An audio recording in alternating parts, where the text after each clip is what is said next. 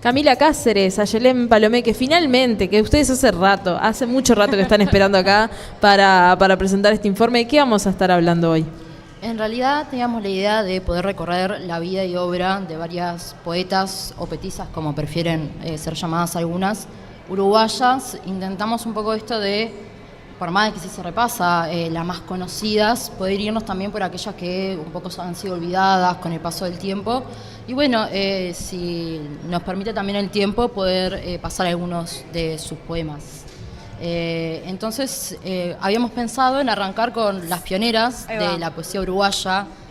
Sí, para comenzar trajimos a Petrona Rosende, que fue una de las primeras poetas mujer en todo el Uruguay, y sino que además fue la primera mujer periodista del Río de la Plata.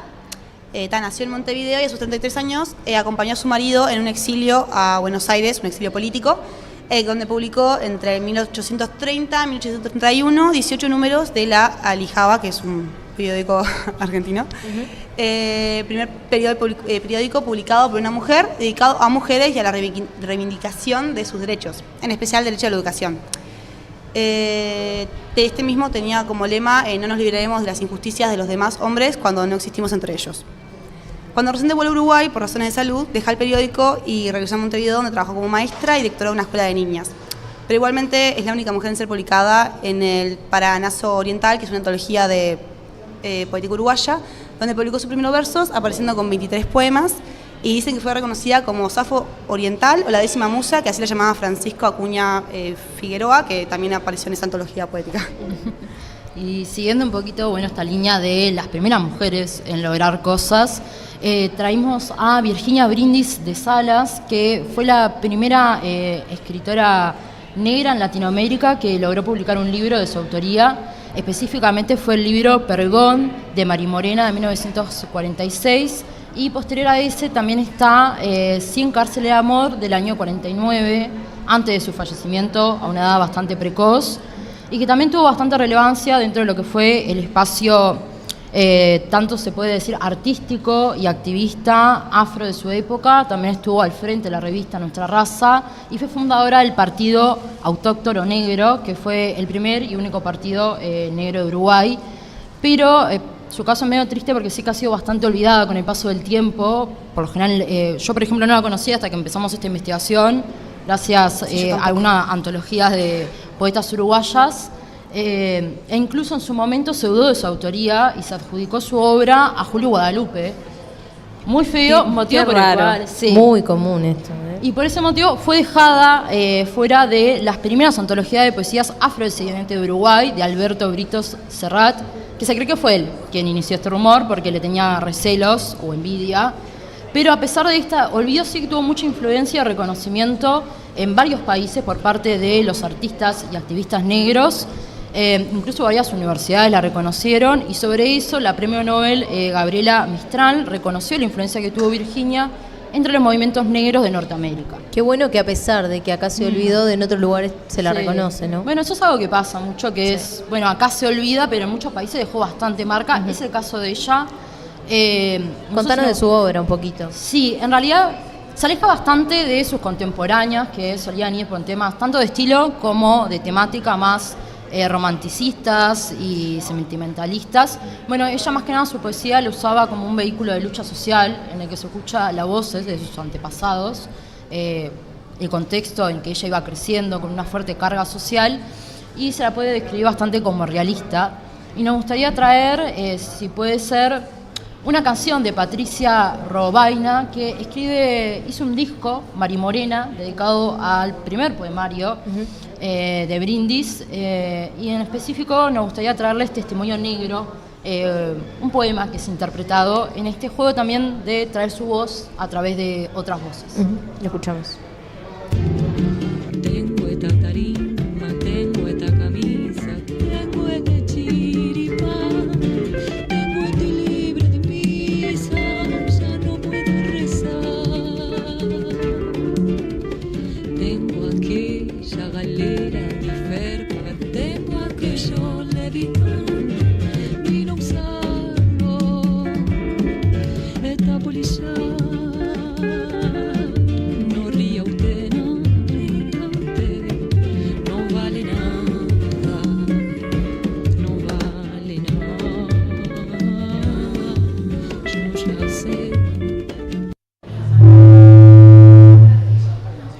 hablamos La energía. Sí, hablamos De buena onda. de las pioneras. Sí, sí, de la ya con Petrona, que del siglo XIX, pero ya nos Sí. metemos de lleno a principios del siglo XX, ¿no? Sí, específicamente vamos con la generación de 900, Sí. Que trajimos a dos poetas. La primera, María Eugenia Vaz Ferreira, hija de una familia bastante acomodada y culta de la capital, y hermana del pensador y escritor Carlos Bar Ferreira. Y si bien ella sí que tuvo bastante nombre y bastante reconocimiento en su época y logró hacerse bastante peso dentro de la generación de 900, con el tiempo fue olvidada, en parte, bueno, un poco eclipsada por su hermano, quien Claro, como que veía la también- sombra. Claro, y también, digamos, de Delmira Agustini, que fue tal vez la más reconocida con el paso del tiempo. Y también el hermano ocultó parte de su obra. Su obra no se pudo conocer de forma completa hasta que él falleció. Pero sí que en su época fue bastante reconocida por su extravagancia y por su bohemia, por habitar los círculos sociales, algo que estaba muy mal visto en su época. Y si bien ella nunca logra publicar un libro, al final de su vida ella se dispone a empezar a publicar, a trabajar en un poemario completo, pero cuando estaba en ese trabajo se agudiza su enfermedad. Ella tenía problemas de nervios, como se decía en esa época. No vamos a saber nunca qué eran los nervios, pero algo genérico. Y no lo puede terminar de publicar y lo hace por encargo su hermano. Una vez él fallece, se termina de juntar toda su obra en poesías completas y aparece Fuego y Mármol, que es una obra fechada de 1903, pero que nunca llegó a publicar. Se decía que ella era un poco reacia a ese tema. Y su estilo tiene esto como el paso de varias épocas, que es el paso del romanticismo, neorromanticismo, al modernismo y al final de su vida a una etapa mucho más personal y con tintes místicos, un poco se puede decir. También escribió 2 obras de teatro porque era pianista, se sabe que era muy buena en el dibujo, aunque no se conservan muchas obras de ella. Y nos gustaría traer el primer poema que ella recitó en público, llamado Monólogo, de 1893, que queremos también sintetizar como bastante bien la relación que tuvo tanto con su figura materna como con su sociedad, que dice: a más de todo esto, Ma no me quiere, pues me está reprimiendo todito el día, que por Dios no haga versos, que eso es muy malo, que me quedaré soltera seguramente si hago poesía, mas yo encuentro, sin duda, que es preferible a una dicha pequeña ya realizada, una inmensa aventura que nunca llega, pero cuya esperanza mantiene el alma siempre encantada. Ah, me encanta. Es Aparte, me encanta Una cómo lo adelantada cita. para su época. Sí, Sí. totalmente hermoso, con bastante contenido erótico que estaba muy mal visto en la época. Y sobre el contenido erótico también llega Delmira Agustini, que tal vez la pasamos un poco rápido porque ya es bastante conocida. Se la conoce, tal vez de la poeta de su generación, mujer, la más conocida de todas. En parte por lo prodigio que fue de niña. Ella empezó a escribir desde los 4 años, ya recitaba poemas en su familia. Y también por su final trágico. Ella fue víctima de un feminicidio por parte de su ex esposo. Ella fue la primera mujer en divorciarse por la sola voluntad de la mujer. Pero tal vez sin quedarnos con ese final trágico, me gustaría hacer repasar un poco su obra. Fue muy amiga y muy reconocida por sus pares, por Zorrilla de San Martín y Manuel Ugarte, con quien mantuvo una relación y bastantes correspondencias. Y por más de que entra dentro de la etapa modernista, sí que a ella se la reconoce mucho por la carga erótica de una perspectiva femenina, digamos, que no era lo que estaba acostumbrado de la época. Incluso sobre ello, Juan Prada de Rigos afirma: la originalidad de Delmira fue buscar el espíritu por el camino de la carne. Dentro de sus publicaciones, para su corta vida llegó a publicar bastante, fue el Libro Blanco, publicado en 1907, seguido de Canto de la Mañana en 1910 y su último libro, Los Cálires Vacíos, de 1913. Y dentro de este último libro, antes de su trágico final y bastante precoz, trajimos uno de sus poemas, que es Visión. En mi alcoba, agrandada de soledad, miedo, taciturno a mi lado apareciste, como un hongo gigante muerto y vivo, brotado en los rincones de la noche, húmedos de silencio y engrasados de sombra y soledad. Sí, sí. Bueno, muy lindo poema. Y ahora le voy a dar paso a Camila, que ya nos salteamos a la próxima generación importante del país. Generación del 45, que está esta poeta que todo el mundo conoce, que es, o sea, en boca de boca, que es Ida Vilariño, que es uno de los nombres más fuertes de la década de los 40 en la poesía uruguaya. Ella creció en una familia donde la música y la literatura estaban muy presentes, ya que su padre también era un poeta. Publicó su primer poemario, La suplicante, en 1945, y se la consideraba parte de la influyente generación 45, junto a figuras como Juan Carlos Onetti y Mario Benedetti. No solo fue poeta, también fue crítica literaria, fue profesora de literatura y también traductora, además que participó en la música uruguaya conmoviendo letras para canciones de Daniel Vigelitti, creo que se pronuncia, Vigeletti. y Alfredo Citarrosa. La importancia de su poesía también radica en cómo lo cita, ¿no? En su voz lírica, intensa y concisa, que aborda temas como el amor, el cuerpo, las sensaciones, la condición humana, y también todo todo esto dentro en un universo poético, apocalíptico y como que desesperanzado. Es como que, no sé, bastante fuerte, la verdad. Su obra más popular fue Poemas de Amor, dedicada a Juan Carlos Onetti, que hablaba de la pasión y la angustia que tuvo en toda esa tipo de relación, y con poemas destacados como Ya no. Que te destruye. Sí, Se parte al medio de una manera... Para ilustrar un poco la idea en el contexto sociohistórico, me parece importante también por cómo escribía ella. Su compromiso se manifestó desde la infancia, participar en acciones contra la dictadura de Terra, y más grande a través de sus poemas políticos y de denuncia reflejando la violencia y la búsqueda de la revolución. Lo que la posicionó como una intelectual discola, firme en sus convicciones estéticas y políticas. Rechazó muchos premios, la verdad, incluyendo el Premio Nacional de la Literatura y la beca, no, tampoco Guggenheim. Ahí va, gracias. Manteniendo una postura de firmeza personal y artística, como que ella no estaba para eso, sino que solo quería expresar su ser. Y entre sus poemas, no sé si se podrá, tal vez, compartir uno de sus poemas, que es Todo es muy simple, recitado por ella misma. Todo es muy simple.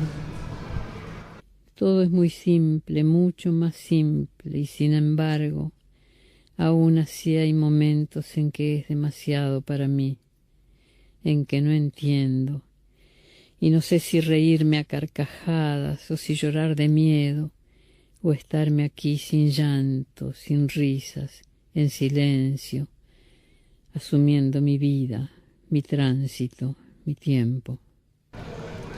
Sí, ese poema a mí me encanta su voz, Sí. la verdad me encanta. Y que está disponible en Spotify todas las locuciones de mira, todas yo no las sabía. poesías de Idea Vilariño, ¿Qué así que más? las pueden escuchar.